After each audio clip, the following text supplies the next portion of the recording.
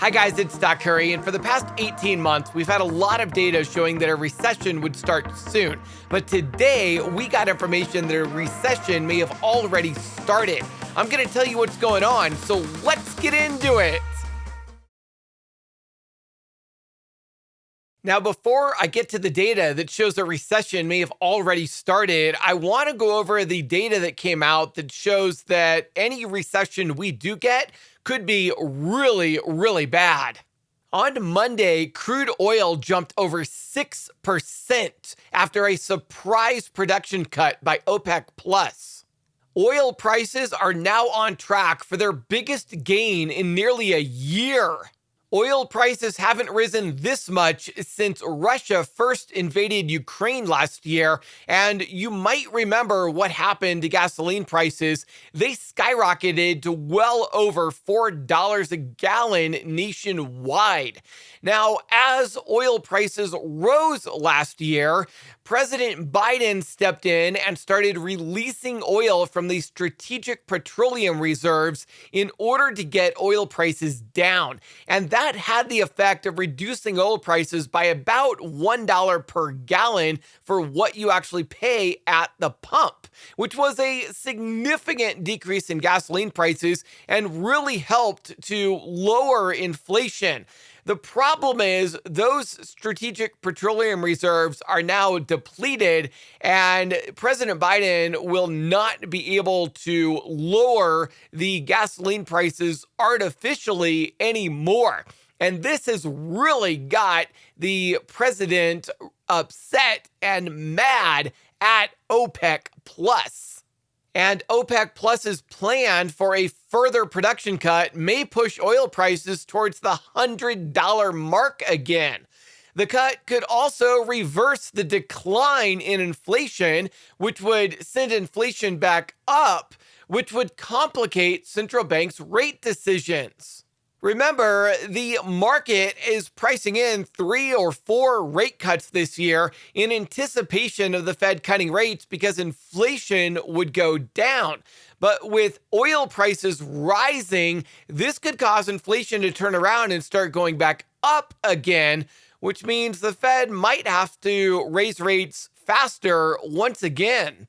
The fact is, OPEC Plus just made the Fed's job a lot more complicated. And U.S. President Joe Biden has repeatedly lambasted OPEC Plus for its production cuts, citing the inflationary toll on households. Curbs in production lead to a smaller supply, which causes higher prices at the pump, which then provides a boost for headline inflation figures. President Biden is really upset at OPEC Plus for cutting oil production because he knows this is going to cause inflation to go back up, which is going to look really bad on his presidency. And this time he's powerless to stop it. So all he can really do is lash out at OPEC Plus and say, hey, this is going to cause high inflation. Please don't do this. And OPEC Plus is basically looking back at him saying, we really don't care what you think. We're going after higher profits. The anticipated increase in oil prices for the rest of this year as a result of these voluntary cuts could fuel global inflation, prompting a more hawkish stance on interest rate hikes from central banks around the world. Hawkish means the Federal Reserve might have to increase the amount that they raise interest rates by rather than remain on track to slow down and possibly even pause. But it's also important to understand that central banks might not deviate from the course of slowing down the hike in borrowing, as their views are chiefly shaped by core inflation figures, which will not be as much affected by stronger oil prices as the headline data will be. Core inflation data excludes energy and food, and the reason for that is because the Fed's monetary policies have no effect on energy for the most part. And since the Fed can't control energy, they don't include that in the data that they use to determine how much to raise interest rates by.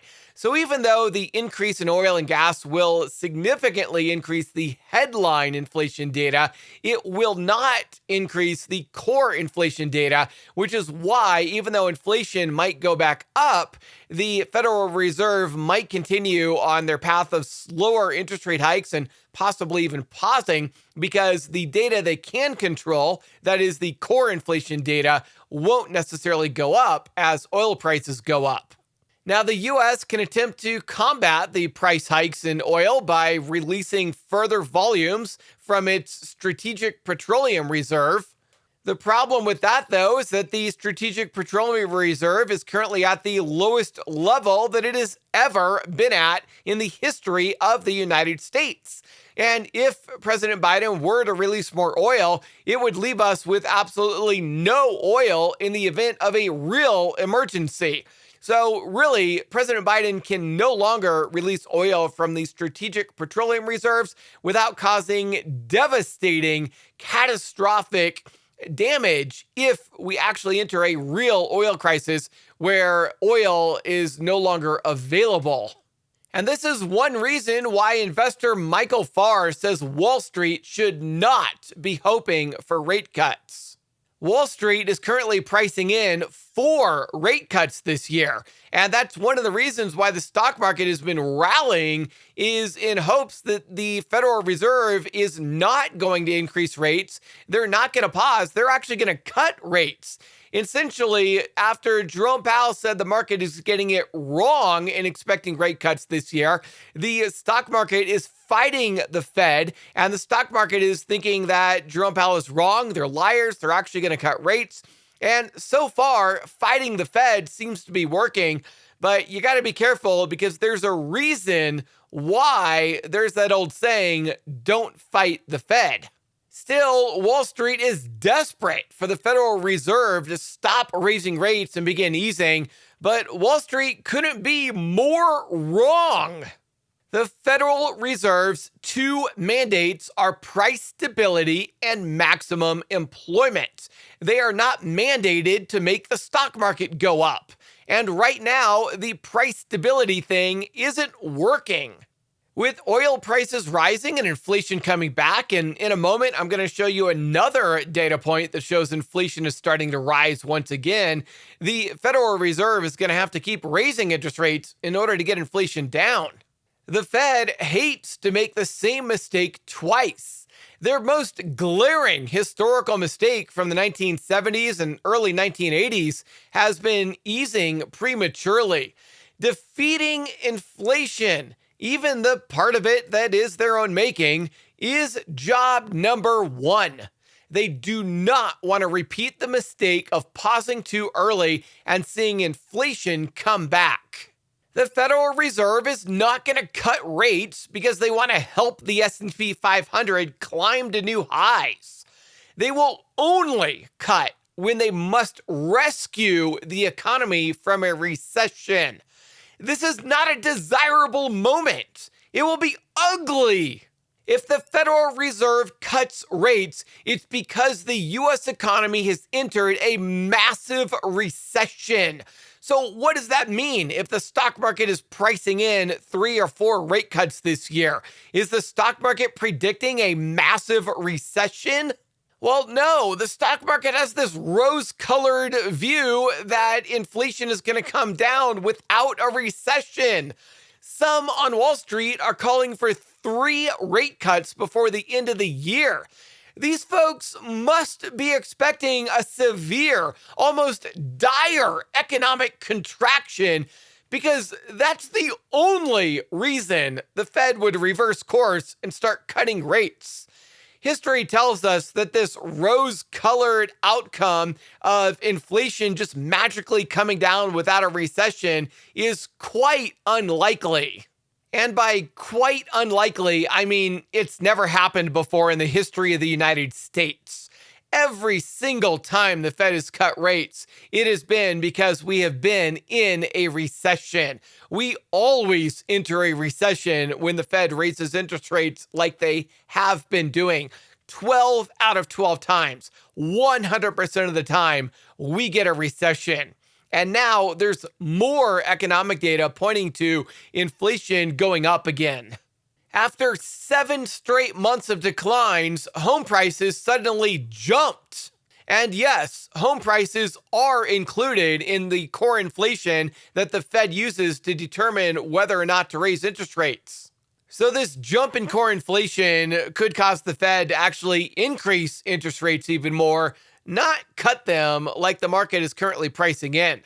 Now, I want to take a pause here from the Fed interest rate hikes or cuts or whatever the market expects. I want to take a look at some individual stock news because this is going to lead us to the huge warning that we might currently be in a recession. Let's start with General Motors. General Motors U.S. sales jumped 18% in the first quarter year over year. And what's most interesting about the earnings GM just reported is that GM confirmed on Monday that it expects to sell 50,000 EVs in the first half of 2023 and then double that in the second half of the year. Now, you might think that's great because it shows increased profits, increased revenue, and all of the great things that go along with us not being in a recession. But actually, it's not quite as good as it first appears. And Tesla's drop in share price today explains why.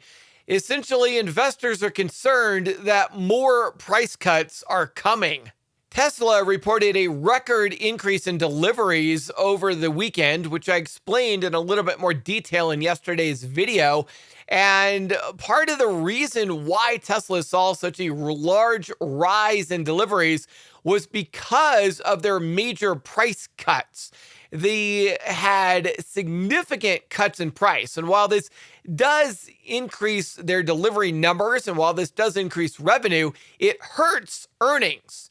And as company earnings go down, this actually causes stocks to go down because ultimately stocks don't trade off deliveries or revenue, they trade off of earnings. So as earnings go down, share prices go down.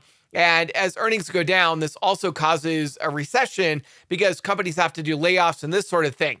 And the big problem when it comes to GM is it shows that as GM ramps up the number of electric vehicles that they sell here in the United States, that actually takes away from Tesla's delivery numbers and it increases competition. And as Tesla starts lowering prices on their EVs, GM, Ford, and others have to lower prices on their EVs. And all of this competition causes significantly less earnings across the board. And as every single company starts earning less money, this ultimately pushes us further and further into recession and causes share prices to go more and more down. And that's why Tesla's stock price was down over 6% on Monday. Now, let's get to the data that shows why we might already be in a recession. Now, this might not make a lot of sense to you at first, so bear with me and I'm going to explain it. McDonald's has closed its corporate offices on Monday, Tuesday, and Wednesday as they determine who is going to be laid off. Workers are now working from home, waiting to see who is going to be laid off and how many people are going to be laid off. Now, layoffs are nothing new. Layoffs are very common during recessions, and pretty much all year, we've had tons of headlines of companies laying off employees in industries across the board. This is very common during a time of recession. It's not specifically the fact that McDonald's is doing layoffs that indicates we might already be in a recession. It's the fact that it's McDonald's. McDonald's historically has performed extremely well during recessions.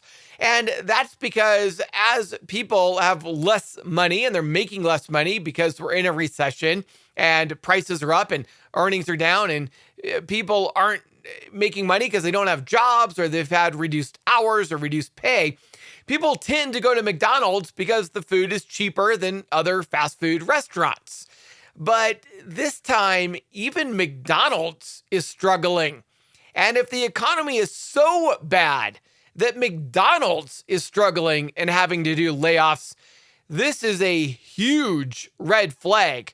If people can't even afford McDonald's, we're not just in a recession, we're in a deep recession. And Google is also adding to the recession worries as they are now cutting down on employee laptops, services, and even staplers in order to try to create these multi-year savings. They're trying to reduce costs because earnings are down significantly, and this is one way for them to avoid layoffs for the time being. So unfortunately, a lot of the news today was kind of bad, but it doesn't mean that your portfolio has to lose money. In fact, we have a trader who makes over $100,000 a year in our Discord, even last year as the market went down. I made money last year and the market was down over 20% just because we might be entering a recession or already be in one. And just because the market might fall due to a recession and trying to fight the Fed and realizing that's not going to work. The fact is, you don't have to lose money in your portfolio. You can make money with us. And we have a number of ways we're doing that through put options and credit spreads and a lot of other strategies that we are using to make money as the market goes down. If you want to learn how to make money with us, you can come join our We Profit Day and Night coaching program, where I will teach you how to use options to make money as the market goes down. And right now, I'm offering 20% off as part of my Easter special. You get 20% off the entire coaching program. That includes masterminds, yearly signups, annual signups, lifetime signups, whatever you want. You get 20% off right now on the entire We Profit Day and Night coaching program. If you want to take advantage of that and sign up and find out how incredibly low these rates are right now, schedule a call with my onboarding specialist at weprofitdayandnight.com. That's weprofitdayandnight.com. If you got a lot out of this video, then be a good friend and share this video on your social media pages on Facebook, Twitter, and elsewhere so that others will know what to expect in the market as well. And don't forget to hit the like button and subscribe.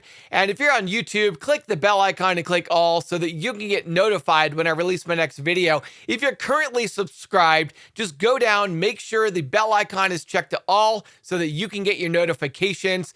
I hope you have a lot of success trading. If you missed yesterday's video where I went into a little bit more detail on the Tesla delivery numbers, as well as a lot of other information that you're going to need to know this week, make sure you watch the last video that I uploaded here.